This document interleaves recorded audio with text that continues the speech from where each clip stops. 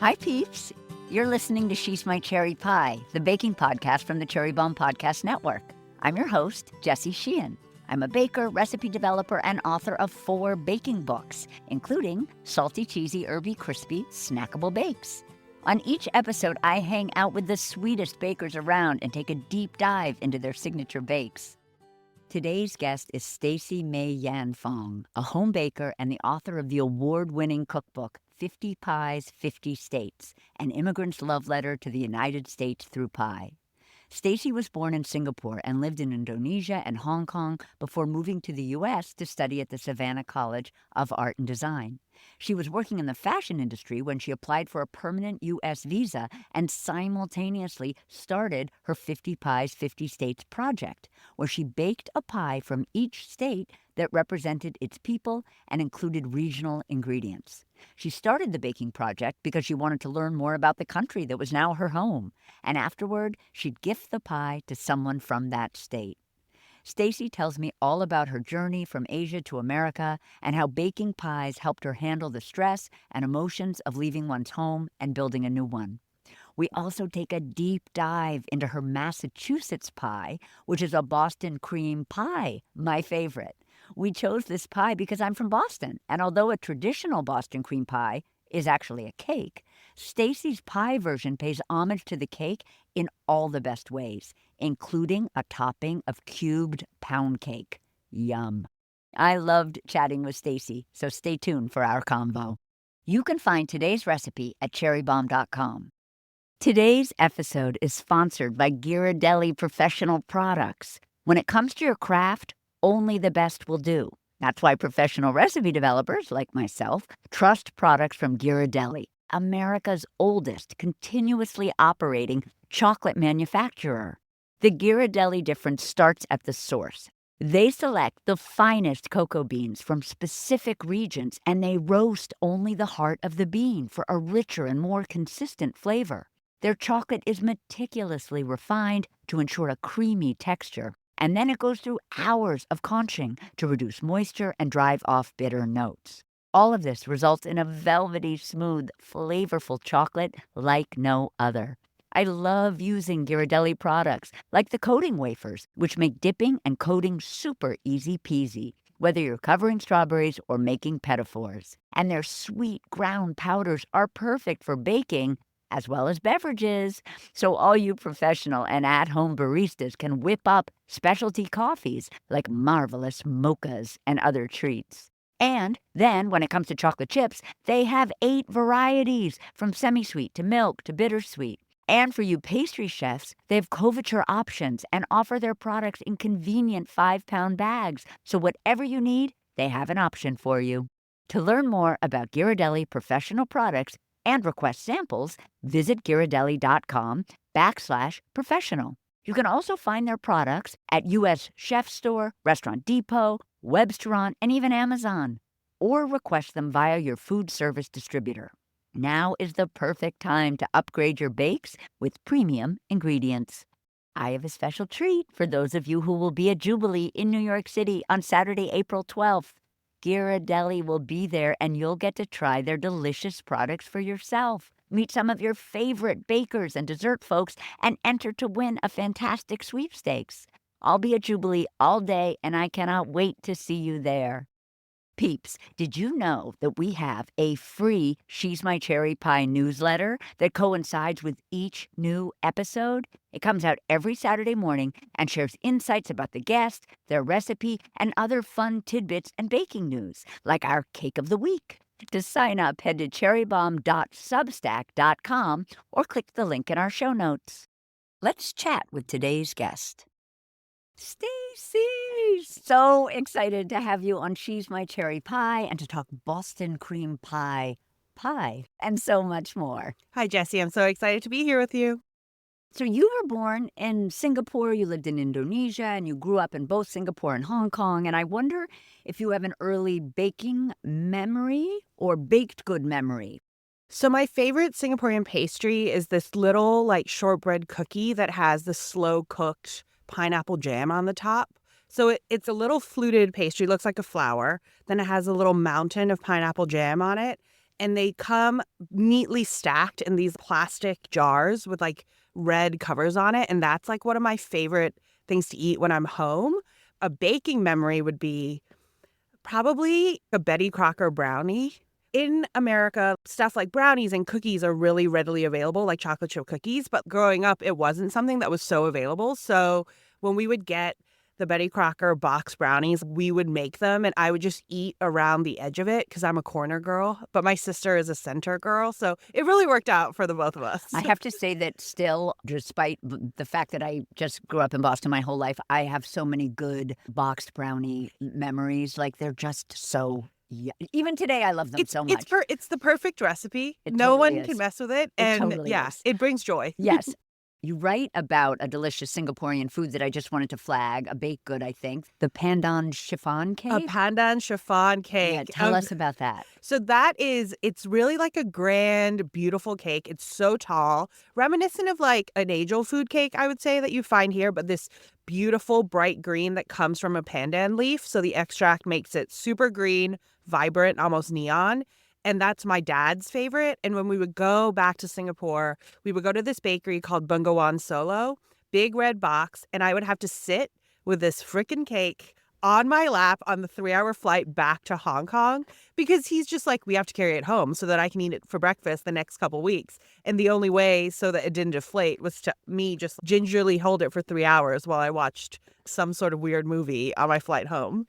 That's so funny. And then, because there were some trips to the U.S. when you were little, I wonder if there were any early pie baking memories or pie eating. Pie eating mostly came from movies, Mm-hmm. like watching movies and just seeing all these people stop at diners on their road trips and eat pie seemed so wonderful to me because I was born on an island, Singapore. I grew up in Hong Kong, also an island. You couldn't really go on a very long road trip to anywhere unless you were, crossing an international border. So that was what I wanted to do when I came here was like go on a long road trip and stop at a diner. I was very romanced by the idea. I pitched the idea to my parents. They were not as romanced as I was. I think it's fair to say that you come from like a food obsessed or a food forward family. There might not have been a lot of like bakers or cooks in your families, but lots of eaters. Yes, very good at eating. My parents were not very good cooks, but they were good at their one thing. Like my dad could make a chicken curry really well because he used to make that for himself in college. But my dad worked in the hotel business, so we were exposed to a lot of really good food at a young age. For example, my little sister, Serafina, she had to fill out like what's her favorite food. She was 5 years old and she was like, my favorite foods are lamb chop and lobster bisque. And the teacher had to ask my dad, is this for real? And he's like, oh yeah, after school, they come to the hotel to do like their homework or like hang out. So my favorite food memory from a hotel is I would go after school, go swimming, and get a club sandwich and french fries and sit by the pool in my robe and read books. And like, it's just the best. I lived a very blessed childhood. Oh my gosh, I wish I had family who I'm like, oh no, that sounds so fun. Yeah. And you get to eat so many wonderful things and then also learn so much about what it takes to make good food, meeting all the people that worked in the kitchen to the service staff. It was just such a wonderful way to be exposed to new things. So food did play a big role in your family, and you have really joyous, good memories of like big family dinners at 6 p.m. every night. And I wondered if there were desserts or baked goods were part of these meals. Like, did they end with something sweet or no? The sweet thing was always ice cream. My dad was a big like Haagen-Dazs ice cream guy. It was coffee and rum raisin, which also became my favorite flavors as a child, which is really hilarious that I have grandpa tastes as like a 6-year-old. Like I'd be like, would love to sample your rum raisin if we went to an ice cream parlor. It wasn't until I got like a little older where I was like hanging out with my friends and they would get strawberry. So I'd be like, yeah, I also want strawberry, not rum raisin. That is hilarious because I have to say coffee, yes, delicious. But when you said rum raisin, I was like, yuck. I love that soft raisin texture. That's I'm hilarious. such a grandpa. Yeah. Honey, that is hilarious. And you've also described yourself as a third culture kid growing up between East and West cultures. Can you unpack that a little bit about what third culture means or means to you? Yeah, it's basically you didn't grow up in the same place you were born. You kind of moved around a lot. And that's something that as an adult, I've kind of not struggled with, but really worked through like this sense of idea of what home really is. For example, I've lived in New York now for 15 years, very crazy, but this is my home. I think it's more of my home than maybe Singapore or Hong Kong is since I've built this whole life here. And so I think being a third culture kid just it's kind of a blessing and a curse because it's a blessing because you've gotten to live and be and experience so much. But the curse is that you don't really have that childhood home to go back to, which is something that I'm so envious of. A lot of my friends in the States get to go back and see their bedroom from they were 16 with like Goo Goo Dolls posters and the same bed sheets and all of that. Like, I wish I had that. But I feel in the stuff that I don't have, I've gained so much more in the experience of travel, in the experience of creating a life of my own, trying new different flavors, meeting new people. I feel like that's the blessing of being a third culture kid. So I know you watched food TV when you were little. Can you tell us favorite food TV shows and maybe some favorite movies? I love Yan Can Cook. I loved Martin Yan. I thought it was so cool because for me, Chinese food was stuff that I ate every day. Not that I saw it as anything that special. The only time it was really special would be like the 15-course wedding banquet at someone's wedding or something. But seeing Yan Can Cook explain also how it was made, because I didn't really know how the food was made. It just like appeared on the table, or we would go out to eat and it was just there. But like letting him explain to me about things that I was eating every day was so cool. And he just seems like a cool guy, like a real fun guy.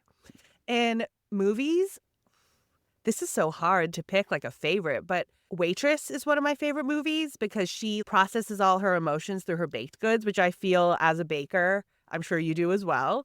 And When Harry Met Sally, I just really like how she knows exactly what she wants. And it might sound irritating to people or super bratty, but it's nice to know what you want? It's some people question whether they should ask for what they need, but she's just like, yeah, I want the ice cream on the side. I want my pie warmed. And if that's how you want to enjoy your food, you're going to pay for it too. So let's go. Let's take a quick break and we'll be right back. Peeps, have you heard about Cherry Bomb's Jubilee? It's our annual conference for women in food, drink, and hospitality, and it's happening Saturday, April 12th in New York City.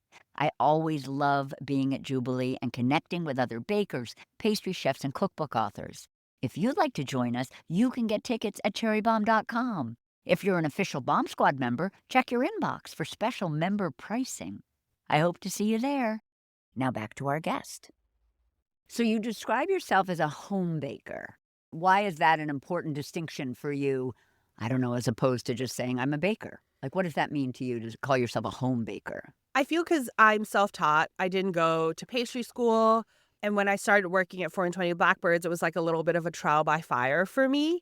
And I think it's also knowing that like I developed all these recipes in my tiny, terrible, it's not terrible, it's a blessing to have a nice home, my stock apartment oven that's been in my apartment now for 14 years. And I feel like that makes things a little less intimidating because, yeah, I'm a home baker and I'm really proud to be. Can you describe your baking style? I feel like it's fast and loose, like how I live my life, a little fast and loose. I don't take anything too seriously. I feel in this day and age, people are concentrating so hard on the aesthetics of it all. If it's going to look good, so I can take a picture and post it to Instagram and share it with my friends. But honestly, like, who cares? If you made a pie and it looks a little bing bong, you just put some ice cream on it, you cover it up, everything will be fine. It's still going to taste delicious. You made this lovely meal. I feel like, yeah, people get lost in the performance of it all when, like, you should get lost in the making of it all, in the process of making this pie and the process of taking this pie to share with a friend or this baked good to share with a friend. That's the part that I want everybody to get lost in, not so much all the technical details, even though it is fun too. So now I wanted to talk about the 50 Pie 50 State Project, which preceded the book, because your book, which we're going to talk about shortly, began as a project which involved baking a pie particular to each U.S. state, influenced by the people and ingredients of that state. But before you began the project, you baked your way through the 4 and 20 Blackbird book. So tell us about receiving the book and about your choice to bake through it. So I was going through a rough patch in my life. I was 25 in New York working in fashion. I think being 25 in New York, you're going through a rough time anyway. And my best friend Patrick bought me the 4 and 20 Blackbirds cookbook 420 Blackbirds is a bakery that's in Gowanus. It started kind of during the recession and was one of the only pie shops you could get a slice of pie at in New York. It was started by Melissa and Emily Elson. They're from South Dakota. Shout out South Dakota. And I just found it so dreamy. Like the flavors were so clean. It was so simple and it was so comforting. You could just get a salted caramel apple pie with a big dollop of whipped cream and a hot cup of coffee and just sit in their beautiful bakery. There were so little places that you could do that in New York at the time. And so I was totally romanced by them. And so when their cookbook came out, my best friend Patrick bought it for me. And I decided to Julie and Julia, the movie, my way through it and just bake every single pie and just get lost in something that had nothing to do with my everyday life, had nothing to do with my job. And I found out that at first, I was very terrible at making pie, but then I got better through a lot of trial and error. I never anticipated stepping into it and being good at it. And I feel like that's a good way to approach a new thing is that you are going to frumble a little bit, but the frumbling will be the learnings to when you get good at making pie. Did you try to bake one like every day? Like how strict were you about getting through the book? It was like every couple weeks. I never really set like a timeline for myself. I feel like that's a good thing to do. Some people work well on a timeline. I kind of work in the middle. I know the goal in the end, but I break up the project in a certain amount of pies, so it's not as overwhelming. Yeah, yeah, It was like 3 months of doing crust first, yeah, like getting the crust just right. yeah. Oh, I love that. Was it baking through the book that ended up in a job at 420 Blackbirds? Or did the job come because you had your idea about traveling the country and learning and making a pie from each state? Which came first? The job came much later. Ah. So the project came first. In 2016, when I was applying for my green card, I decided to give myself this side project because if you've ever applied for a visa or anything, it's a lot of work. It's a lot of money. You question yourself a lot. So as a card-carrying Virgo, I decided I'm going to give myself a project to take my mind off the stress of it all and bake my way through all the states. And during the pandemic, I ended up losing my job in fashion, and I decided to do a hard pivot. And I cold emailed all these bakeries in the city that baked pie. 420 wrote back to me.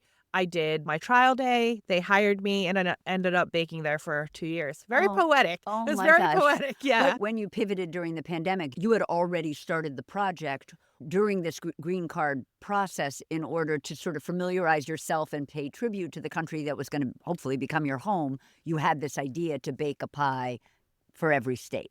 Yes, that's correct. So that was going through your mind. You lost your job. You're like, well, I'm already doing pies all the time. I might as well get a job in this pie bakery. Exactly. By the time I pivoted, I had only 5 pies left in the project to do. So I was a pretty proficient home baker. I wasn't like the best baker, but I thought, hey, when else am I going to get this push to do this thing that I've dreamed about for so long? And also, by working in a pie bakery, I would get the learnings under my belt that I didn't have because I didn't go to culinary school. So yeah, it was a trial by fire.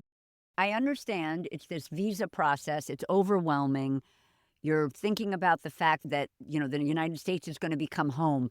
Well, how did this, I'm going to make a pie for every state, it just came to you like a vision? It did kind of come to me as a vision. It was like, how can I give myself this long project? How can I learn about the country that I've decided to call home? We love to travel, right? You go to Italy, you go to Portugal, you go to Mexico City, you try all of this food. People barely do that in the country that they live in, whether you are in Hong Kong or wherever. This is your small town, right? Like America feels like everybody's small town. And I was so fascinated by America since a young age, and living in it, I was like, wow, it could really be like 50 different countries. It's got 50 different cuisines. There are things that overarch everything, but each state has such regional specialties. And I thought, how fun would it be to explore all of that through something that I think is so American, which is pie. And pie, too, is kind of beautiful because it's a blank canvas. It can be savory or sweet. The biggest part of the project was me sharing it with someone that I knew from that state. So I got to learn more about my friend Jeffrey that was from West Virginia, my best friend Lauren from Connecticut, through pie and processing that emotion and being able to talk about how much I love them and learn more about them with pie in between us. made it really wonderful. I love it. So I want to just understand, like, logistically, it didn't necessarily mean that you got in a car, went to a state, made a pie there, and handed it to someone. Nope. No, some of the states you did visit, but some of them you just researched. Yes. And then you had this person that you knew that was from there. And so in the book, each pie is dedicated to someone who lives Exactly. in the state that the pie represents. Yeah. So some I traveled, some I didn't. For the last pie in the 50, I did them alphabetically. But I knew that for the last state, I definitely wanted to travel there. So when I got to Wyoming, I went to visit my friend in Wyoming. I baked the pie in Wyoming, and that was my bookend to the project. And it was really bittersweet. But what's wonderful about that is I had got a book deal in the midst of all of that. So then I didn't have to say goodbye to it just yet. Okay, let's talk about the cookbook. It's called 50 Pies, 50 States. Same name as the project, right? Same name as the project. An immigrant's love letter to the United States through pie. Features over 50 pie recipes, each inspired by the ingredients, traditions, and flavors of a different state. Serves as a tribute to the diverse culinary landscape and reflects your journey and experiences as an immigrant. How does it do that? How's your personality, or you as a person, how is that influencing what the book is? I feel like it was coming at it where I wasn't looking at pie in a traditional form. For example, there's a lot of savory pies, which is something that's not very common in the United States. That's something that's very much like a British thing for me growing up in a former British colony. Lots of savory pies. And it's just interpreting a state with fresh eyes. And that was what was kind of exciting for me, and also some of the recipients for the pies. You get kind of bored with talking about where you're from. But when someone asks you these fun questions, it kind of dredges up these memories of like, oh, like I would eat this after school and I would do this with my grandma. And that's the fun thing about doing this whole project, was learning about my friends, learning about where they were coming from, and like all these small intimate stories that they were willing to share with me. Everybody wants to talk about food. Everybody wants to talk about like a sweet food memory. And for me to be able to honor it in pie form was really wonderful. And also, I found all these fun connections. For example, for West Virginia, my friend Jeffrey grew up in West Virginia and would eat pepperoni rolls after school. I would grow up in Hong Kong and eat hot dog buns after school. And it's our halfway around the world, same, but different thing. And finding those connections through food was like such a wonderful thing that came out of this project. Somebody else said this on the internet that I read, but it's so true. People say it all the time about like, oh, food connects us. It's a great, but you believe in food as a connector. It comes across profoundly when you look at the book. It's like the friendship and food, 100% intertwined for you. Thank you, Jessie. Yeah. That's very sweet. Yeah, no, but it is, because yeah. It breaks a lot of tension. How much tension can be broken if you could just share a meal with someone where you're taking the focus a little off the awkward thing that you have to talk about, or the thing that's bringing a lot of strife to you. And when you're talking through food, talking with someone, you can talk through so many things that like you can't before. It softens the blow a little. And also you learn so much about a person by what they like to eat, the food that they grew up with. It's intimacy at its best, I think, sharing a meal with someone. I love that. And I also think sweets are so, talk about like connecting over sweets. I mean, yes, you can connect over savory. Of course you can. Yes. I just wrote a savory book. I get it. But I really think there's something so special. Yeah, little sweet memories. All right, now we're going to talk about the recipe. We're going to talk about Boston cream pie, which I love. You call it Boston cream pie pie because Boston cream pie isn't really a pie. I want the listeners to know why we're talking about this recipe. I'm from Massachusetts, and this is the state dessert. So tell us what an actual Boston cream pie is, and then tell us a little bit about your version. So a Boston cream pie is actually a cake. It's like a thick white cake with pastry cream and chocolate all over it. It's very, very decadent, but it's not actually a pie, which I found hilarious. So I deep dove, researched why it's called a pie, and it's because most cakes in the 19th century were actually baked in pie pans because pie pans predated the cake pan. So that's why it's called a Boston cream pie. Love. But it's not an actual pie. Love. So yours has this buttery crust filled with this baked chocolate ganache and pastry cream topped with, this is epic, topped with cubes of pound cake, which I guess is like a nod to the sponge cake itself. Yep.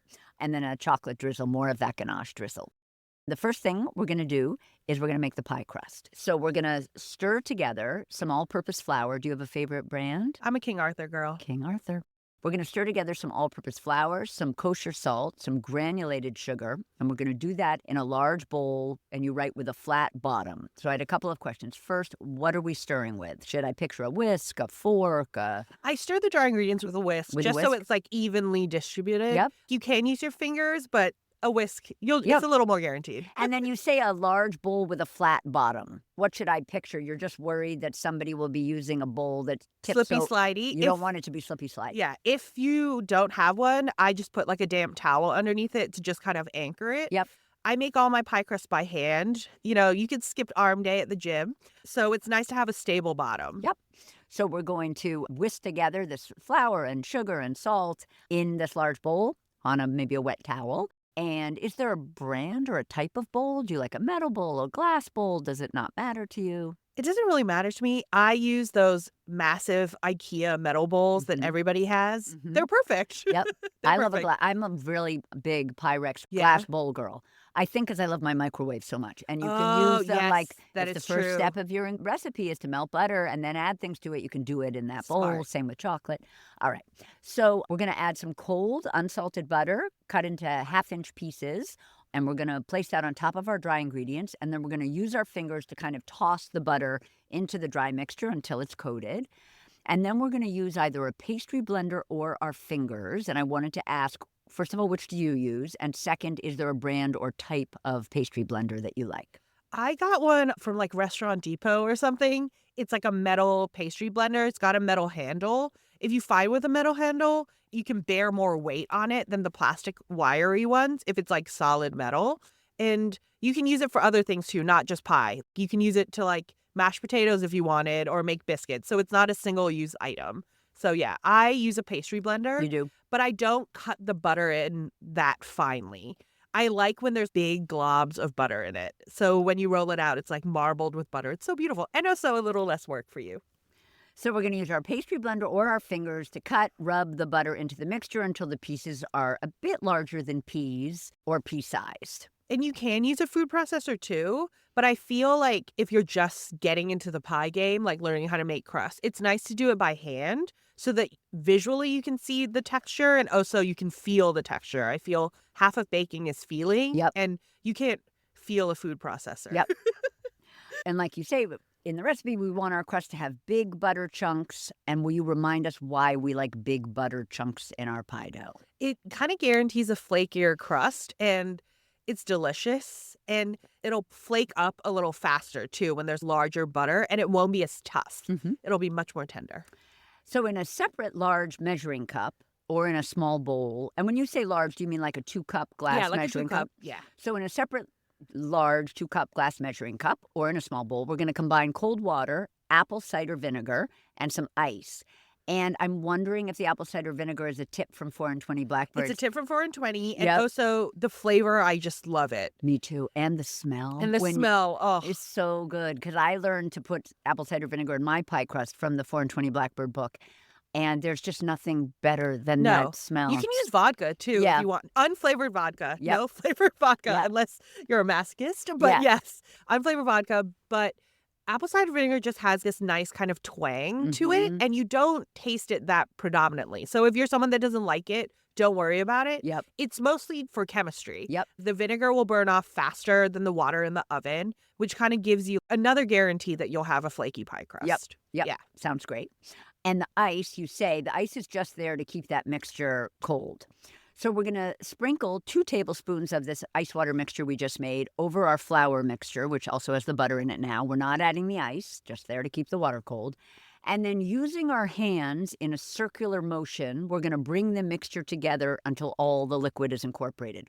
What do you mean by hands in a circular motion? It's like that scene in Schitt's Creek where she's folding in the cheese. Yeah. You're kind of folding in the liquid, and Yep. you might not add all of the liquid depending on the day. Yep. I think that's the funny thing about baking too, is that it's so environment dependent. Like, Yep. is it a drier day? Is it a more humid day? You kind of have to feel it out, which Yep. is why I say to only add like 2 tablespoons at a time. Yep. Because you don't want to just throw it all in and it's just a mushy And you're mess. basically using your hands almost like A rake. Yeah, you're raking your hands. rake, Exactly. yes. It's like your hand should be like a claw. Yes. That you're kind of clawing through the mixture to kind of incorporate that water. Exactly. Then we're going to continue adding the ice water mixture, but just 1 to 2 tablespoons at a time, because many pie recipes, it's only about a quarter cup at the most of water anyway, maybe Right. even 3 tablespoons.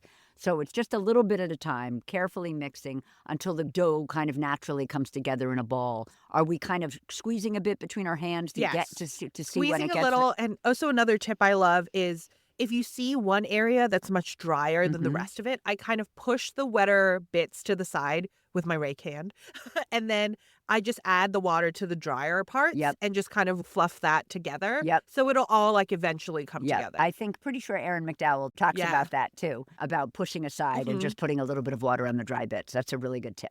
Once the dough is sort of coming together, we're going to turn the dough out onto a lightly floured work surface, and we're going to knead it gently. Are you actually kneading, like pressing your wrist into it, or just kind of smushing Just it kind together? of smushing together. I kind of roll it back and forth a little bit so it becomes a log, Mhm. because then it kind of makes it easier to cut into Ah, like different sections. So your shape is a log as opposed to a disc? Yes. Ah. I do log first. If Yep. I'm making like a double crust, Yep. then I can cut it in half down the middle and then shape it into a funnel I love disc. that. I've never heard of the log tip. Yeah. I love that.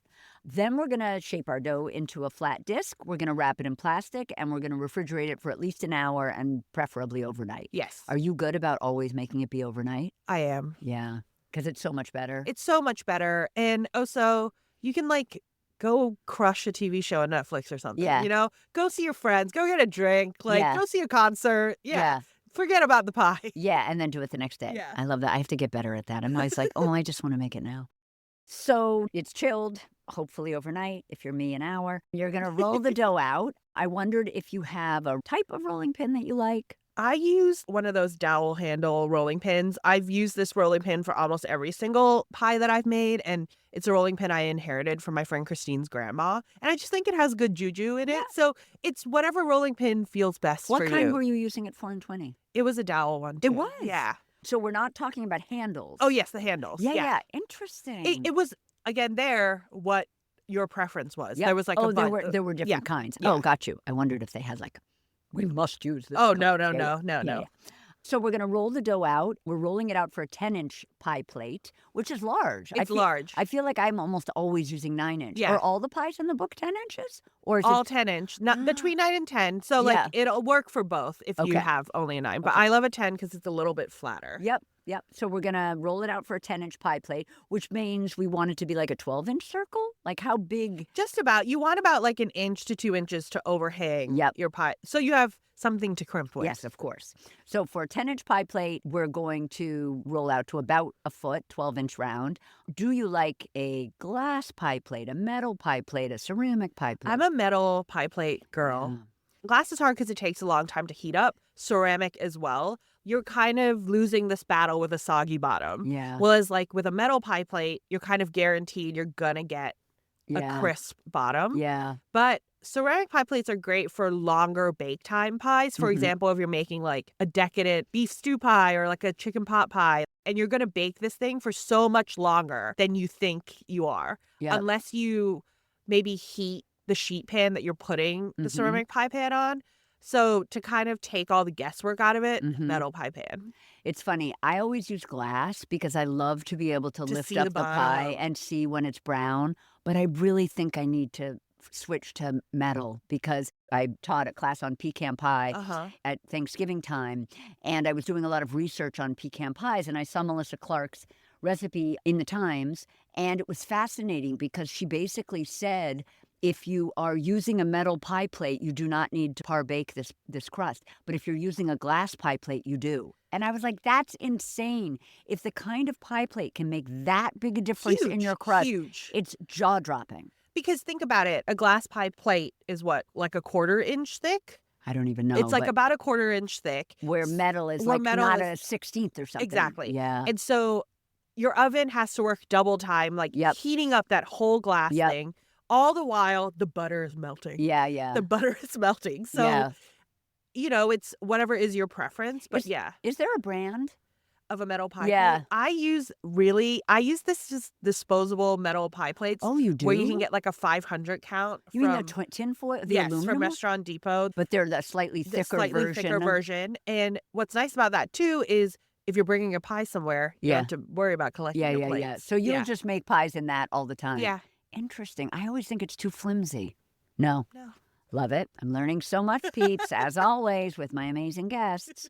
Okay, so you have us grease the pie plate, which I grease when I'm making like a cookie crumb crust, but I don't usually grease with an all butter pie crust. Tell me about that. It's just a little guarantee that you can get it out. Is it a 4 and 20 Blackbird tip? It's a tip that I learned a while back from Okay. just like sometimes the fruit juice will like bubble under. Yeah. And that'll make your pie like stick to Yep, the bottom. So but- just a little nonstick spray. Yep. A whisper. I love Yeah. a whisper of spray. Yeah. I live for it. So now we're going to crimp the edges and chill for 10 minutes. So chill, refrigerator or freezer? I do freezer. Yeah, me too. Chill in the freezer for 10 minutes. Then we're going to dock the bottom and the sides, which I thought was interesting. I always dock my bottom. I'm a docked bottom girl. But I don't dock my sides. It's just a guarantee, again, that it won't puff out. Okay. Because, like, if you have a pie crust with a lot of butter, everything's just going to want to, like, rise up. Yep. So it's another guarantee besides the pie weights that you're going to put in to blind bake. Yep. To make sure it doesn't puff out. Okay. So we're going to freeze the pie now till it's solid, and then we're going to fully blind bake this pie because even though it does get baked again a teeny bit with the chocolate, you still want a full blind bake, not a par bake. Exactly. Because it's not going in for as long as it would take to bake the crust. Yeah. That's kind of the big mystery around blind baking and par baking. Right. It's why you blind bake or why you par bake is to take it to the same cook time as the filling. Yep. That's, I feel like, a good roadmap in your head where Yep. you're like, the filling is only going to need to cook for 45 minutes, Yep. let's say. But the crust really needs to cook for at least an hour. Yep. So, like, you're kind of bringing it to the same time. 100%. So we're going to heat the oven to 425. We're going to put a baking sheet on the lowest rack. Can you tell us why we're putting in a baking sheet? We're putting in a baking sheet so that when you put the crust in, it's heated at the bottom as well. So again, another guarantee that it's going to cook evenly all the way through. Yep. So we're going to line our frozen pie crust with a piece of foil, and we're going to cover the crimps and fill the pie with weight. So a couple of questions. Do you butter one side or grease one side of the foil? No. And then also, my favorite pie weight is rice. What are you using? I've collected a lot of ceramic pie beans. Yeah. My most coveted is to get those pie beans that Erin Wendow has. I really want them. They're so cute. Yeah. So it's either a mixture of the ceramic pie weights, or Yep. I also have some old beans. Yep. Yeah. And we're going to bake for 20 minutes on that preheated sheet. When we lift the foil a little bit over the crimps, we see that the crimps are set but not browned, about 20 minutes, as I said. Then we're going to remove the foil and the weights, and we're going to let the crust rest briefly before we're going to brush it with an egg white glaze. Why are we letting it rest? Why can't we just put on the egg white glaze right away? You're giving it a little time to come to room temp so it doesn't shock the eggs and you Okay. get some weird film around it. Okay. But another good tip when you're putting the foil on is fully just cover the crimps with the foil. Yeah. Just tightly hug the crimps with the foil. I think sometimes people will blind bake where the foil is still up Yeah. and not covered. And then the crimp gets too And the dark. crimp gets too dark Yep. or the crimp falls through. You're just guaranteeing everything will stay in its place. Yep. So then we're going to, after we let it rest briefly, we're going to brush. Do you have a brand or a type of pastry brush that you like? I have a Gur one that I really like. Oh, so is it Yeah, silicone? it's silicone. Yeah. It's easier to clean. Yeah, also, I'm getting so many little hairs from my brush in my Oh, baked yeah, goods, and then people Mhm. think it's my hair, and I'm like, I don't have to not have short horse hair. Yeah, I used to have that, and I just never felt like I could get it clean enough. I don't Yeah. have a dishwasher. Yeah. So the silicone, you can pull the head off and Yep. get right in there. Yep. So then we're going to brush the bottom and sides of the pie crust with an egg white glaze, which is a glaze of an egg white and water. And we're doing this to seal the bottom for more soggy bottom insurance. Who taught you about egg white glaze? Is that a 4 and 20 It's a thing? 4 and 20 trick that I learned. Do they do it in every pie? Not in every pie, mostly just the ones that we par bake the crust. Okay, or so- a custard pie. So you would never do it in an apple pie or a mixed No. berry pie, but if you're going to make a quiche Yes. or if you're going to make Like a lemon chess pie, Yep. chocolate chess. Yep, Yeah. yep, You're sealing the edges so that the liquid doesn't seep through. You're Yeah. giving it like a little barrier. and the bottom. In the bottom. Yep, Yeah. Yep. Okay. Then we're going to brush the crimps of the pie with a different egg wash. This is not a white glaze. This is 1 egg, 1 yolk, and some milk. And you actually make big batches of this with an immersion blender and just keep it in your refrigerator. Yeah. Do you have it in there like right now? I have it in there right now. I keep it for about 2 or 3 days. Okay, and then you have to throw it out. And then you have to throw it out. But I'm also baking a lot of pies. Yeah, all the time. All the time. Still now. So now I bake for fun a lot. Yeah. I think on average I bake at least a pie a week. Oh. Yeah, which is really nice. Yeah. Whether it's experiments for myself or like to give away. Yeah. I love that. Then we're going to return the crust to the oven and bake for 10 minutes until golden brown in color. Now we are going to make the pound cake topping for this pie. So we're going to position an oven rack in the middle of the oven, but we're not going to preheat the oven, Isn't which that is the crazy part? scandalous. Then we're going to grease an 8x4-inch loaf pan, which, just so you know, is my favorite size loaf pan. I hate a 9x5. And we're going to grease it with softened unsalted butter, and we're going to coat that with a light dusting of all-purpose flour. And then in a large mixing bowl, which we probably got at IKEA, and they're probably metal, we're going to sift together some all-purpose flour, some kosher salt, and we're going to sift it 3 more times. Why are we sifting so much? You want it to be tight and really fine. I feel like the best way to describe it is your end result is kind of the perfect Sara Lee pound cake. You know, that really tight crumb. And I just want to make sure all the lumps come out. And is this like just a pound cake recipe that you developed when you were making this pie? Yes. Yeah. Wow. And it was just to kind of mimic, Sandra Lee pound cake. Yeah. The perfect pound cake. So then in the bowl of a stand mixer with a paddle attachment, we're going to beat unsalted softened butter and granulated sugar on medium speed for 5 minutes until pale, light, and fluffy. Then we'll add 4 room temp eggs, 1 at a time, beating after each. Then we'll add some vanilla. Do you have a favorite brand of vanilla? I did the Ina Gart method where I have the big jar with all the pods that like I slowly made myself. And I just keep adding vanilla pods to it. And it's going on now. We're at our 6th year together, me and my good vanilla jar. Gosh, that is a long relationship. It's a big jar. Yeah, I'm proud of you. We're going to reduce the speed to low. We're going to add half of our flour mixture. We're going to add heavy cream, and then we're going to mix, and then we'll add the remaining flour mixture. I love heavy cream in a pound cake. One of my fave things. Is that just came to you like, I want this to be rich and delicious? Rich and delicious, yeah. Yep. I mean, if you're going to eat a pound cake, eat a pound cake. Hello. Yeah, never eat diet pound cake. Yeah. Now we're going to scrape down the sides of the bowl. We're going to beat it medium-high speed for about 5 minutes until the mixture's pale yellow. Then we're going to spoon the batter into our greased loaf pan, tap it against the counter to eliminate air bubbles, and place it in the cold oven. I know, isn't that crazy? And turn the oven to 350 degrees. So tell us about the cold oven technique. So it's basically it bakes very, very evenly and all at one temp. And you kind of get, like a tighter crumb. And the loaf comes together very compact. So it's a technique that's specific to pound cake? Yes. Fascinating. I have read about it. Yeah. I've never done it because I'm too impatient, because the only problem with starting in a cold oven is it takes up to an hour and a half. Forever. It takes forever to bake this pound cake. But so you bake it for an hour to an hour and a half until a cake tester or a toothpick inserted in the center comes out clean. So 2 questions. First of all, what do you use? Do you have a cake tester, or do you use a toothpick? I just use a toothpick. Or a wooden skewer? Yeah. I like a wooden skewer because I like something longer. And I feel like they're rougher than toothpicks, so they pick up crumbs. Yeah, okay, right? I'm going to wooden skewer. Yeah, right? Yeah. And then I'm wondering about it coming out clean. I always want, when I'm testing a cake, for there to be a moist crumb or two, because I worry otherwise it's overbaked. When you say clean, it doesn't have to be like perfectly pristine. Right. It's just so it's not wet. Gooey. Yep. Gooey. And then we're going to let cool at least 30 minutes. Then we're going to unmold and cut the cake into 1/2-inch cubes. Are we unmolding and cutting when it's still a little bit warm? I would like it to be fully cold. Okay. Yeah. By the time we cut, we want it to be room temp. Yeah. And then we're going to cover it while we make the chocolate layer. So we're going to heat the oven to 350 degrees. We're going to put either bittersweet chocolate chips or chopped chocolate into a medium bowl. And then in a separate microwave-safe bowl, we're going to microwave some heavy cream uncovered for 30 seconds. Pour that cream over the chocolate and stir until smooth. That's the beginning of our filling. We're going to reserve 2 tablespoons of that, which is just, at this point, it's ganache. And we're going to save that little bit of ganache for our topping. But into our chocolate mixture still in the bowl, we're going to stir in a beaten egg, vanilla, and kosher salt. And pour into the fully baked pie crust, which is now cooled. It's cool, yeah. And then place that on a baking sheet This time we're not preheating our baking No. sheet. Bake on the center rack for 10 minutes until the edges are set and the center still has a slight jiggle. And then we're going to let it cool for 15 minutes while we make our pastry cream.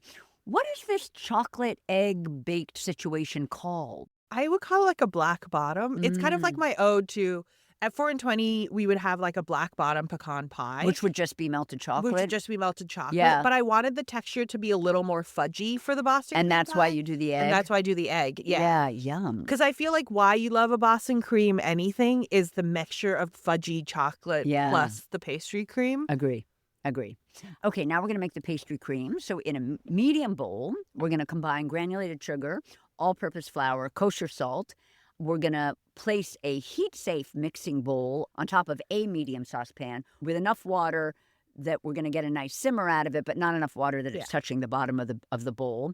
We're going to bring the water to a simmer, and then in the bowl, we're going to beat some whole milk and some egg yolks together. What tool are we using? I would use a whisk. This is where Jesse's love of Pyrex glass bowls come in really handy because they fit really nicely over the top of a saucepan, and also you can kind of see what's going on. Yep.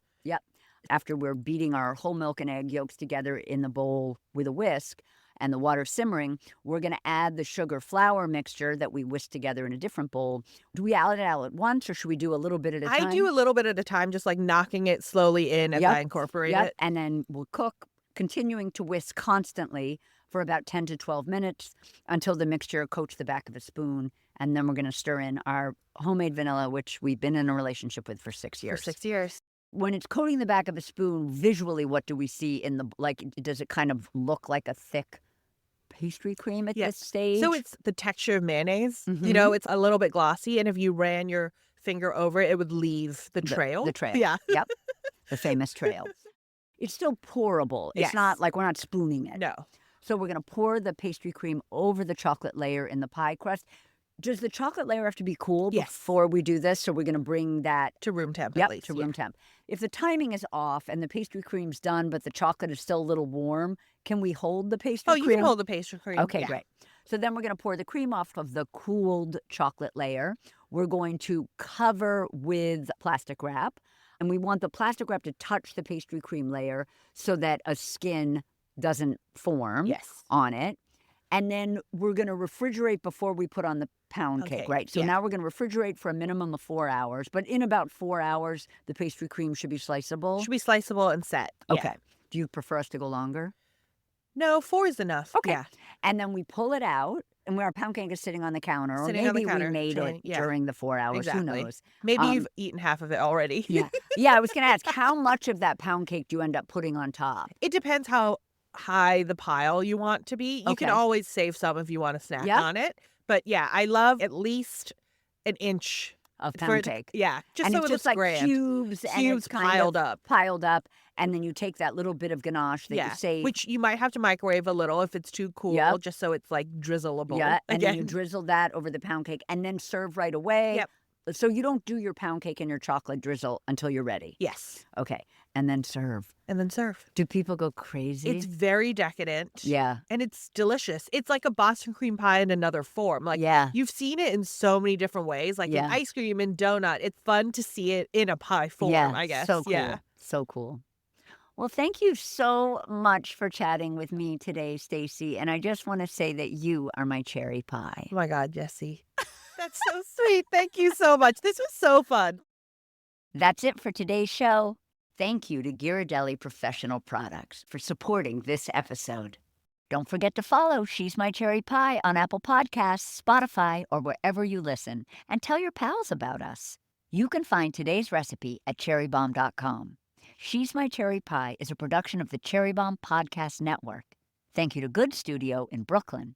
Our producers are Carrie Diamond, Catherine Baker, and Jenna Sadu.